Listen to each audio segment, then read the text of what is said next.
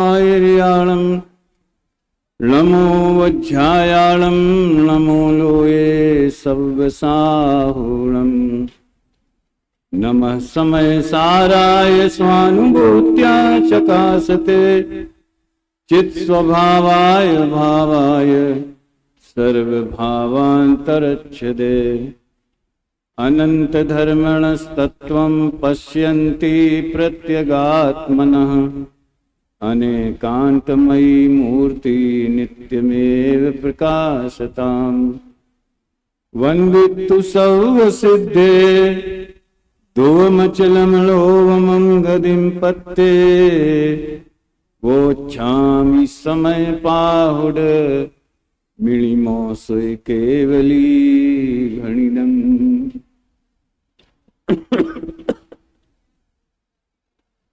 समय सार परमागम शास्त्र की विषय वस्तु, उसकी उपयोगिता और उसकी महिमा, उससे आप सब लगभग सभी लोग परिचित हैं, ऐसा मैं अनुभव करता हूं। जब मुझसे ये पूछा गया कि स्वाध्याय में आप कौन सा विषय लेंगे, तो मैंने सूचना की, और कल भी जिन कुमार ने भी यही सूचना की थी कि मोक्ष मार्ग प्रकाशक के मुख्य बिंदुओं पर अपन चर्चा करेंगे। 3-4 लोगों ने मुझसे ये कहा कि साहब वो तो ठीक है, आप जयपुर शिविर में चलाते ही हैं, लेकिन यहाँ समय सार के रसिक भी बहुत हैं और जिज्ञासु भी बहुत आए हैं। तो अच्छी बात है। आने तक मैं दुविधा में ही था कि समय सार या मोक्ष मार्ग प्रकाशक। तो एक विद्यार्थी से मैंने पूछा कि यार तुम हमारी समस्या समाधान कर दो। तो उसने कहा भाई साहब यहाँ तो समय सार की रसिक, लेकिन सरल लेना। अब सरल लेना जो दादा का गुण था उसे तो मैं ज्यादा फॉलो नहीं कर पाया। कोशिश करता हूं, और सरलता और कठिनता का कोई मापदंड नहीं है। परीक्षा में जो प्रश्न आते हैं विद्यार्थियों को, तो जो निरंतर पढ़ाई करते हैं वो विद्यार्थी तो कहते बड़ा सरल पेपर था, मुझे तो कोई कठिनाई नहीं हुई। और उसी पेपर को जो लोग समझ लो साल भर मन बहलाते रहते हैं, स्कूल भी केवल मनोरंजन के लिए आते हैं, शिक्षा के लिए नहीं, उन्हें बड़ा कठिन लगता है। तो कोई बात नहीं है, अपन निर्वाह करेंगे। और मोक्ष मार्ग प्रकाशक और समय सार, कौन सा रिश्ता इनमें कायम किया जाए, ये अगर वो कल अखिल पूछता तो शायद ही कोई 4 लोगों में से कोई जवाब दे सकता था। भाई भाई है कि पिता पुत्र है कि क्या है? मैं तो मोक्ष मार्ग प्रकाशक को एंटीबायोटिक्स वाला ग्रंथ कहता हूं। कीटाणु नाशक।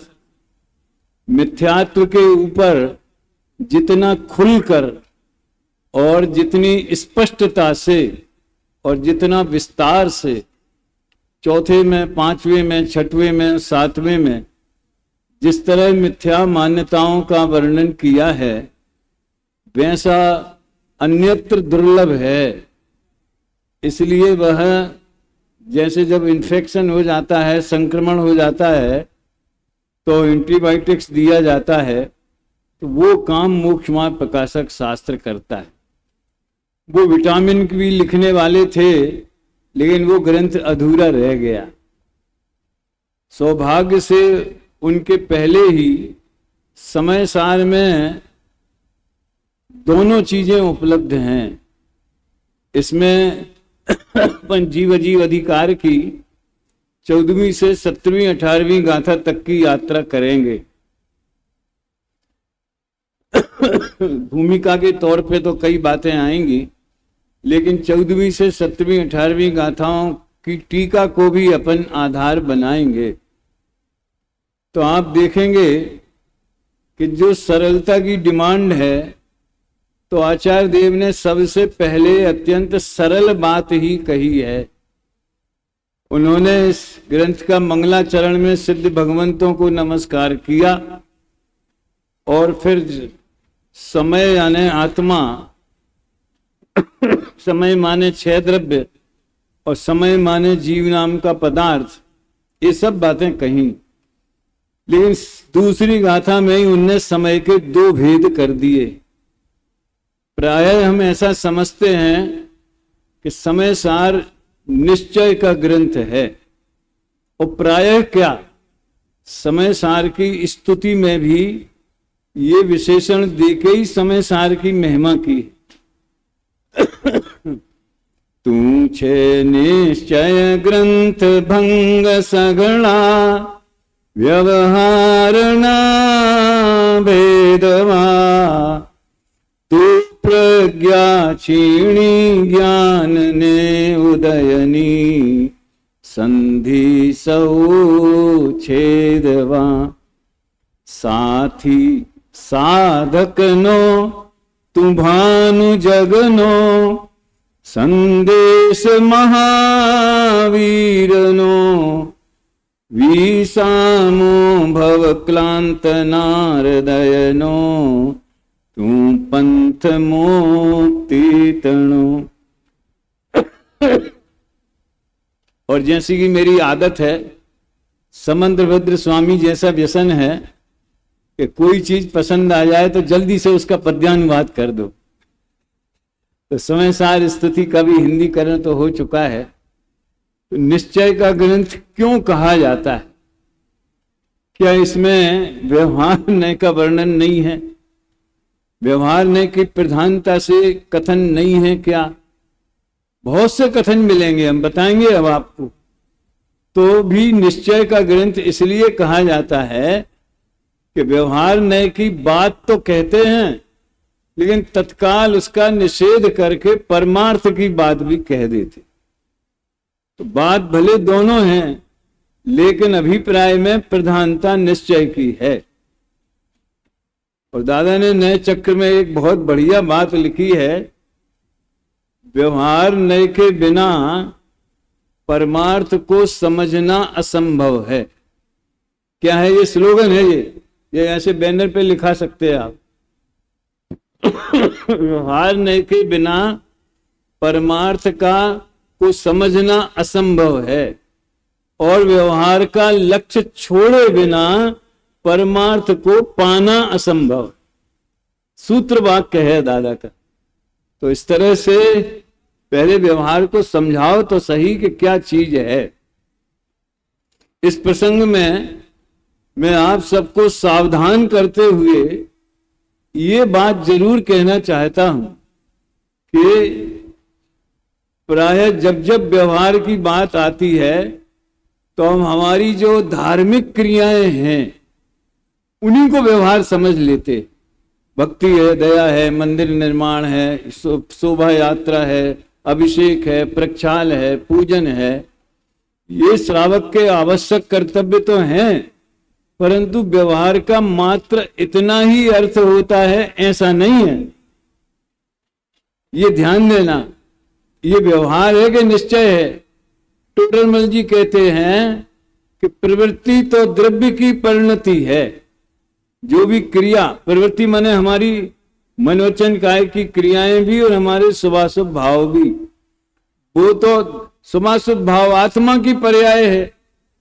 और जो पूजा भक्ति करते हैं, दया दान करते हैं, व्रतशील संयम पालते हैं, वो शरीर की क्रिया है। वो न निश्चय है न व्यवहार है। उसे हम किस नजरिए से देखते हैं, कुछ दृष्टि से, किस अभिप्राय से देखते हैं। केवल एक छोटा सा उदाहरण, कोई हम पूजा करते हैं तो जो बोलते हैं वो शरीर की क्रिया है, ये कहना निश्चय हो गया और उसमें भी निश्चय लग गया, और उसमें जीव का भाव निमित्त है तो हम कर रहे हैं, आत्मा हम जीव, हमने ये बोला है, ये व्यवहार हो गया। तो इस तरह मात्र किसी क्रिया में निश्चय व्यवहार नहीं है। ऐसा इसी मात्र को निश्चय व्यवहार समझने से एक बड़ी भ्रांति हो गई। क्या हो गया कि हम ये मानने लगे कि व्यवहार तो ये है, व्यवहार तो छोड़ने लायक है, तो उसका अर्थ हमने ये समझ लिया कि ये पूजा पाठ व्रतशील संयम है जो छोड़ने लायक है। और फिर क्या करने लायक है वो बात अधूरी रह जाती है। आचार्य ने कहा वो छोड़ के तुम शुद्धात्मा में जाओ, तो वो तो हमने ध्यान दिया नहीं, उसकी तो रुचि हुई नहीं, और वो मजा करो, धंधा करो, व्यापार करो, इसी में ऐसी लाइन चल गई। जो समझ लो प्रतिपादन करते हैं निश्चय व्यवहार का, प्राय वो भी ऐसे ही करते हैं, और फिर जो उसकी आलोचना होती है वो भी यही अर्थ समझ करके होती कि पूजा पाठ छोड़ाते हैं। तो एक बात तो ये हुई कि धार्मिक क्रिया का नाम व्यवहार नहीं है, उसके निरूपण में व्यवहार नहीं। एक मैं दूसरी बात और कहना चाहता हूं, अकेले शुभ भाव को या व्रतशील संयम को व्यवहार, वो तो मोक्ष मार्ग के प्रसंग में उसे व्यवहार मोक्ष मार्ग कहा जाता है। एक दूसरा भी व्यवहार होता है, आत्मा चैतन्य लक्षण वाला है, ये निश्चय हो गया, और आत्मा मनुष्य है, देव है, नारकी है, गुण स्थान वाला है, मार्गणा स्थान वाला, ये व्यवहार हो गया। यानी जीव का वर्णन, पुद्गल का वर्णन, सबका वर्णन निश्चय व्यवहार की पद्धति से होता है। तो अब यहां वहां क्यों चले गए? दूसरी गाथा में ही आचार्य देव ने समय के दो भेद बताए। समय माने आत्मा के दो भेद बताए। अब वो व्यवहार हो गया कि नहीं हो गया? दूसरी गाथा उद्घाटन अभी हुआ ही नहीं है, फीता नहीं कटा समय सार का है, और आचार्य व्यवहार की बात करने लगे, और तीसरी में उसका निषेध करने लगे। बड़ी विचित्र बात है। क्या भेद किए? जो अपने दर्शन ज्ञान चारित्र में, अपने स्वभाव में स्थित है, इसमें थोड़ी गहरी बात भी है। जब वो विद्यार्थी ने कहा कि आप सरल प्रवचन करना, तो मैंने कहा मुझे सरल प्रवचन करना बड़ा कठिन लगता है। तो उसने बोला थोड़ा थोड़ा गहरा भी कर देना। मुझे छूट दे दी उसने, परमिशन दे दी उसने। तो गहरी बात यह है, सुनो भाई, जो निरंतर अभ्यास करते हैं, दर्शन ज्ञान चारित्र में स्थित के भी दो अर्थ हैं। एक तो जो दृष्टि शक्ति, ज्ञान शक्ति, दर्शन ज्ञान चारित्र आत्मा के गुण, तो द्रव्य तो उन गुणों में सदा रहता ही रहता है। तो परमार्थ से तो वो निश्चय से स्व समय वाला ही है द्रव्य दृष्टि से। और पर्याय दृष्टि से देखो तो जो सम्यक दर्शन ज्ञान चारित्र रूप परिणमता है, दर्शन ज्ञान चारित्र स्वभाव का अवलंबन करता है, उसकी श्रद्धा करता है, उसका ज्ञान करता है, उसमें लीनता करता है, वो पर्याय दृष्टि से स्व समय है। स्व समय और पर समय के भेद पर्याय दृष्टि से हैं, द्रव्य दृष्टि से नहीं। तो पर्याय दृष्टि में क्या हुआ? पर समय कौन है? पर समय जो पर में अपनापन करता है।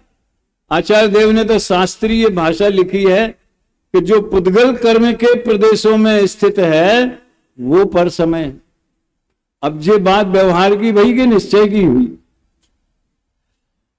पर्याय दृष्टि से देख रहे ना जीव को, तो व्यवहार की बात हुई, लेकिन पुद्गल कर्म में स्थित होना ये भी व्यवहार का कथन है।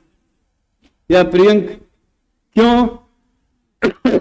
तीसरी गाथा की टीका में कहेंगे, एक द्रव्य दूसरे द्रव्य को छूता भी नहीं है, अपने अनंत गुणों के चक्र को चुंबन करता रहता है। संस्कृत में चुंबन शब्द है?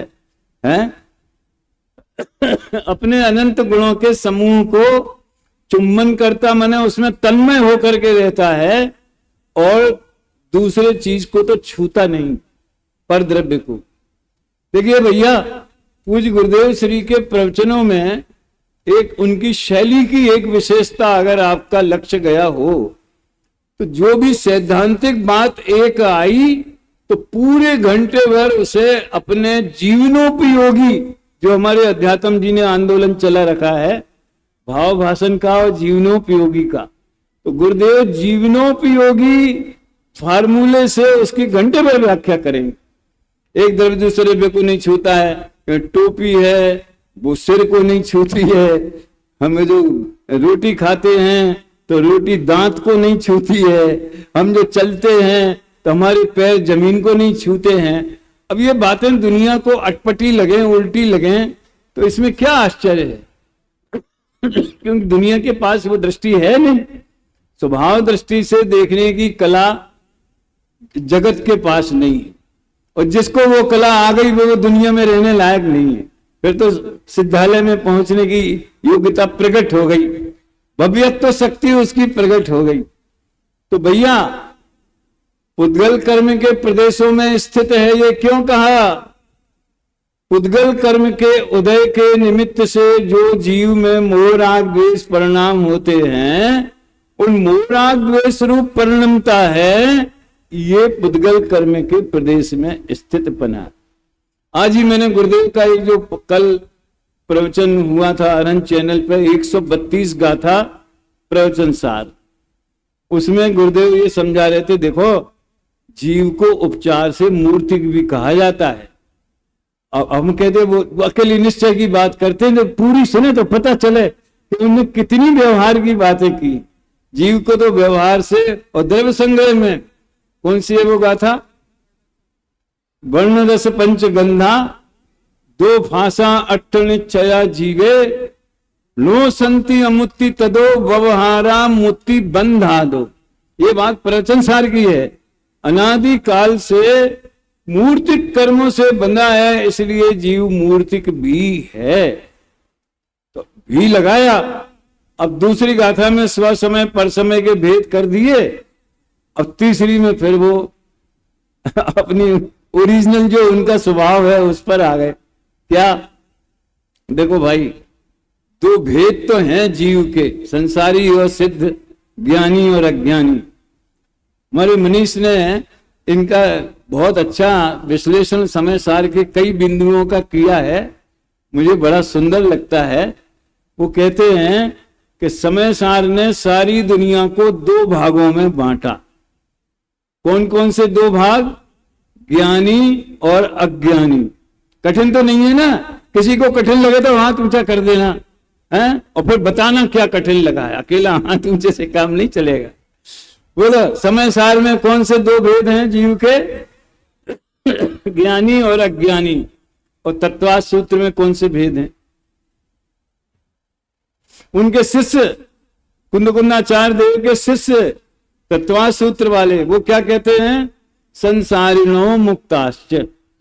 उन्होंने संसारी और सिद्ध, ये आगम प्रधान भेद हैं, आगम शैली के भेद हैं, और ज्ञानी और अज्ञानी ये अध्यात्म शैली के भेद हैं। और इसमें भी थोड़ी सी गहरी बात इतनी है कि ज्ञानी सैद्धांतिक दृष्टि से देखा जाए तो सम्यक दर्शन हुआ माने जीव ज्ञानी हो गया। तो कब तक ज्ञानी रहता है?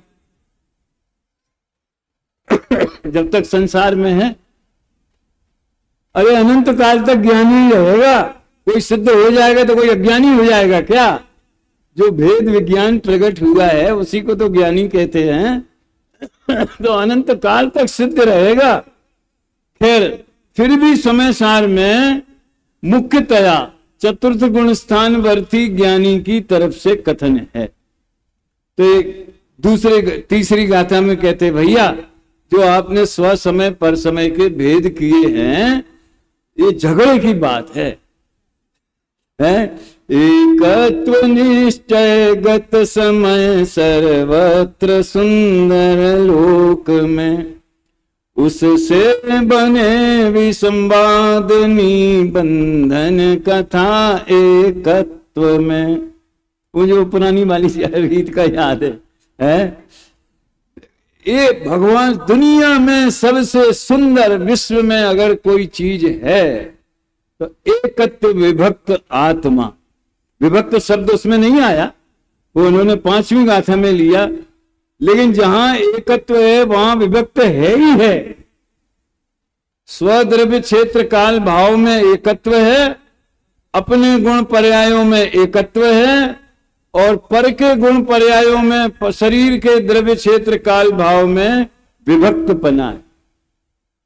तो एकत्व और विभक्त अस्ति से और नास्ति से, ऐसा अपना भगवान आत्मा हम सर्वोत्कृष्ट सुंदर पदार्थ है। सुंदर किसे कहते? इसकी शिक्षा मुझे जयपुर में मिली, कालिदास का एक दादा ने बताई थी शायद, और किसी उसकी उनकी किताब में भी आती थी। सुनना बड़ी मजेदार बात है। माताएं बहनें भी अपने आप को सुंदर दिखाना चाहती हैं, सुंदर रहना चाहती हैं, पुरुष भी कम नहीं है। तो सुंदर किसे कहते हैं? जिन कुमार, क्षणे क्षणे यत नमताम उपैति, जी नहीं भरे देखने से, और देखते रहे देखते रहे देखते रहे। कैसी सुंदर जिन प्रतिमा है, कैसा सुंदर है जिन रूप, जिसे देखते सहज दिखता अपना सुंदर आत्मस्वरूप। जिन प्रतिमा इसलिए सुंदर है क्योंकि वो आत्मा के सौंदर्य का प्रतीक है, परिणामों की स्वच्छता के प्रतीक। मैंने एक जगह प्रतीक लिखा है, दूसरी जगह निमित्त लिखा है, दोनों जगह अलग अलग अर्थ है, प्रसंग अलग अलग है। जिनेंद्र भगवान उनके परिणाम परम स्वच्छ हो गए, उसके प्रतीक हैं। तो जब हम उन्हें निरखते हैं उनके जय क्या बोलते परम शांत मुद्रा समेत, तो हमें अपना स्वरूप नजर आता है, जिसे देखते सहज दिखता अपना सुंदर आत्म स्वरूप। क्षणे क्षणे यत नवताम उपैति, क्षण क्षण जो नया नया लगे, नया नया लगे, ऐसा लगे कि अभी देख लिया लेकिन और देखना है, और देखना है, और देखना है। तो जिसे देखने से तृप्ति न हो गए, निरंतर देखने की इच्छा हो गए, उसे सुंदर कहते। अब सोच लो हमें किसे देखने की इच्छा होती है? 5 इंद्रिय के विषय भोग हैं, गीत हैं, संगीत हैं, बहुत से हैं दुनिया में, लेकिन भैया उसमें थकान तो नियम से होती ही है। विषय भोगों का समझ लीजिए जीव को, उसमें अभी चौथी गाथा में वही बताएंगे, जीव को थकान होती है, लेकिन एक चैतन्य भगवान आत्मा परम सुंदर है। इसका क्या प्रूफ है? इसका यह प्रूफ है कि सिद्ध भगवान अनंत काल तक अपने स्वरूप में ही लीन रहते हैं, बाहर नहीं निकलते। अगर इतना मीठा, इतना सुंदर, इतना अतीन्द्रिय आनंदमय ये भगवान आत्मा ना होता तो वे निरंतर उसी में लीन क्यों रहते? और ये तो हमारे वितरा विज्ञान में पढ़ाते हैं, शायद वहां पढ़ाया होगा आज पहला पाठ, क्या? सकल गे गायक तदपि निजानंद, तदपि निजानंद। दौलत राम जी ने भी साफ क्या स्तुति लिखी है। मैं विषय से विषयांतर नहीं होना चाहता, लेकिन भक्ति काव्य और स्तुति के जो मूल तत्व हैं, जिनेंद्र भगवान के गुणगान और अपने दोषों का वर्णन, अपनी भूल को सुधारना या उसका उल्लेख करना, और भगवान के प्रभुता का वर्णन, अपनी लघुता का वर्णन प्रमोद जी, और उन जैसा होने का वर्णन। 3 तत्व हैं। जिस स्तुति में, जिस भक्ति में ये 3 तत्व हो गए वो सफल है, वो सार्थक है। और बाकी दुनिया की बातें तो बहुत सारी होती हैं, वो समझने लायक है। बात समझ में आई? कौन कौन से 3 तत्व हैं? भगवान की प्रभुता, अपनी लघुता और उन जैसा होने की कामना। बहुत साल पहले हम जयपुर गए थे तो एक भक्ति बोला करते थे, नाथ तुम्हारी पूजा में सब स्वाहा करने आया, तुम जैसा बनने के कारण शरण तुम। ये किसने लिखा है मुझे आज तक पता नहीं चला। तो सबसे पहले हमने मधुकर जी जलगांव वालों से सुना था, जब ये शिविर में आए थे, विदिशा के शिविर में, तब सुना था है? और इतना सुंदर, पंचेंद्रिय का लक्ष्य करूं मैं इस अग्नि में स्वाहा। और भी दूसरी बातें थी अनेक। वो एक तुम हो भगवान हो मैं भक्त, ये भेद करूंगा स्वाहा। अंत में ये भी था, खैर तुम जैसा बनने के कारण। हमें ऐसा लगता है ये तो किसी पंडित ने लिख दिया। अरे प्रभु उमा स्वामी ने लिखा है, वंदे तद्गुण लब्ध हुए आप जैसे गुण मुझ में प्रकट हुए, इसके लिए हम आपकी भक्ति पूजा करते हैं। तो पूजा की बात काय को आ गई बीच में, भक्ति की। जय परम शांत मुद्रा समेत, परम शांत मुद्रा देखते हैं तो अपना स्वरूप दिखाई देता है, वो परम सुंदर है। क्योंकि सिद्ध भगवान, अनंत भगवान निरंतर अपने स्वरूप में ही लीन रहते हैं। और उस एकत्व व्यक्त आत्मा में नहीं, वो तो संसारी भी है, वो तो निगोद में अनंत काल से रहा है। अरे रहा होगा, बीती बातों को भूल जाओ। प्राय मैं अपने साथियों से भी कहा करता हूं कि वो पूरा समय जो है, ये बात दादा की तरफ से मैं कह रहा हूं। दादा बोलते थे कि हम दुर्लभ है निगोद से थावर त्रस गति पावन पाना, एक इंद्री में आना इतना दुर्लभ है, त्रस में होना इतना दुर्लभ है। दुर्लभ लही जो चिंता मणि, समुद्र में रत्न खो जाए तो दुर्लभ है। अरे भैया पूरा घंटा इसमें ही लगा दिया तो, लेकिन अब हम यहां तक आ गए हैं ना, निगोद से लेकर मनुष्य तक आ गए हैं ना, पांचों इंद्रियां मिली हैं, संगी पंचेंद्री हैं। और परम सौभाग्य की बात है कि भारत जैसे देश में और जैन कुल में जन्मे। गर्व से कहो हम जैन हैं, गर्व से कहो हम भारतीय हैं, क्योंकि जो धर्म आराधना की सुविधा और वातावरण आज अपने देश में है, वो दूसरे देश में कहीं दिखाई नहीं देता। तो ये भी बड़े गौरव की बात। मैं तो कहता हूं उनकी बुद्धि कैसी हो गई जो देश छोड़ करके परदेश में बसने की सोचते हैं। खैर वो विषय अलग है। तो झगड़े की बात क्यों करते कि आत्मा पंचेंद्रिय है, निगूढ़ में था, एक इंद्रिय हुआ, ऐसा हुआ वैसा हुआ। जब बोधि दुर्लभ भावना की बात आती है तो वो प्रसंग सही है, लेकिन वही करते रहे तो क्या फायदा। इसलिए ये विषमवाद उत्पन्न करती है। एकत्व में बंध की कथा विषमवाद उत्पन्न करती है, गजब है। और बंध की कथा की विषमवादता की चर्चा और अन्य जगह भी आई है। बंध अधिकार, मोक्ष अधिकार में उन्होंने कहा कि ये ज्यादा ये अध्यात्म की चर्चा में व्यवधान उत्पन्न होता है, इसलिए हम इसको ज्यादा फैलाते नहीं है। यहाँ पर अलग अलग विषय है, बस इतना। दूसरी गाथा में समय के दो भेद बताए और तीसरी गाथा में बंध की कथा विषमवाद, काय का विषमवाद होती है। तो क्यों बंधे हम? सुनो विषमवाद कैसे हो गया। बंध की कथा में झगड़ा किस बात का? बंधा है ना, मान लो, मान तो लिया, लेकिन अकेला बंधा ही है, मुक्त स्वभाव नहीं है उसका, वो खत्म हो गया क्या है? और फिर बंधा क्यों है? कौन से अपराध किए? पर को अपना माना, पर में एकत्व बुद्धि की, कर्तव्य, ये कथा आएगी बाद में।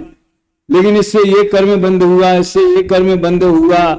तो कहां तो सिद्ध समान सदा पद मेरो परम सुंदर एकत्व वक्त, पहली लाइन में एकत्व वक्त आत्मा सुंदर है और दूसरी लाइन में उस सुंदर में अगर हमने कोई दो भेद खड़े कर दिए तो सुंदरता बिगड़ जाएगी।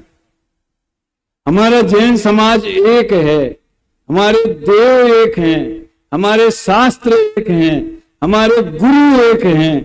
ख्याल में आया ना?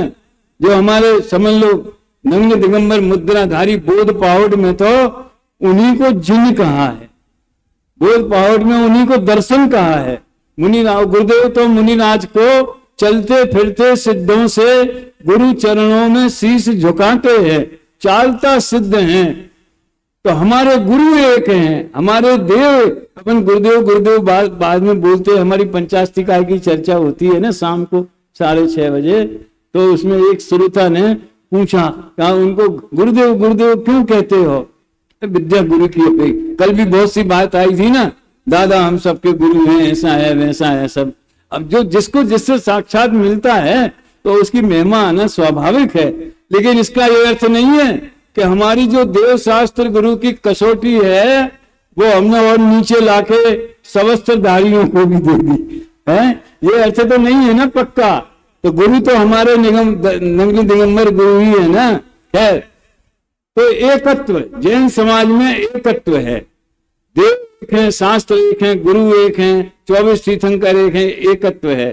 अब उसमें किसी भी अपेक्षा से आपने अगर भेद डाला, विभक्त किया, तो एकत्व की सुंदरता बिगड़ जाएगी। ये तो उदाहरण है समाज का। अपने को बात तो आत्मा की करनी है कि एकत्व विभक्त आत्मा सर्वत्र सुंदर है, लेकिन कोई संसारी है, कोई सिद्ध है, कोई ज्ञानी है। अरे जो है सो है यार, तुम उसकी चर्चा छोड़ो अब। लेकिन आचार्य कहते हैं कि करना तो पड़ेगी। तुम विसंवाद से बचेंगे और चर्चा करेंगे। जैसे सत्य की खोज में है ना, समाज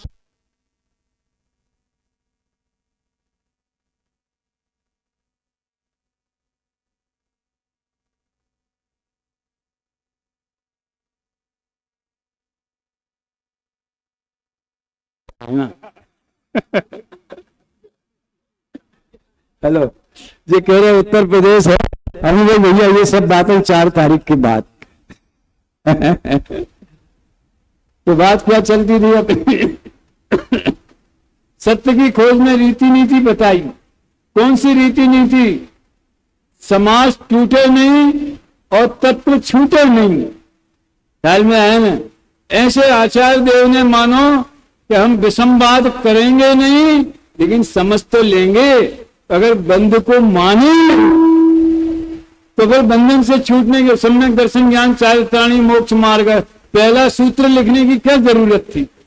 मोक्ष मार्ग शब्द ही ये बताता है कि ये जीव अनादि से कर्म बंध में है और उस बंधन से छूटना। समय हो रहा है अपना, और संयोग वसात शाम को भी मुझे पुनः स्वाध्याय करना है आपके बीच में। कितना बजे होगा? 9:45 के लगभग हुआ। 5-10 मिनट इधर उधर चिंता न करना ना आप, हम हैं। तो चौथी गाथा में क्या कहा, किस तरह से उन्होंने बंधन की कथा का उल्लेख किया और वो कैसे समाप्त होगी, इसकी चर्चा हम चौथी और 5वीं गाथा के आधार से शाम को करेंगे। अभी यही विनय करते हैं। योगी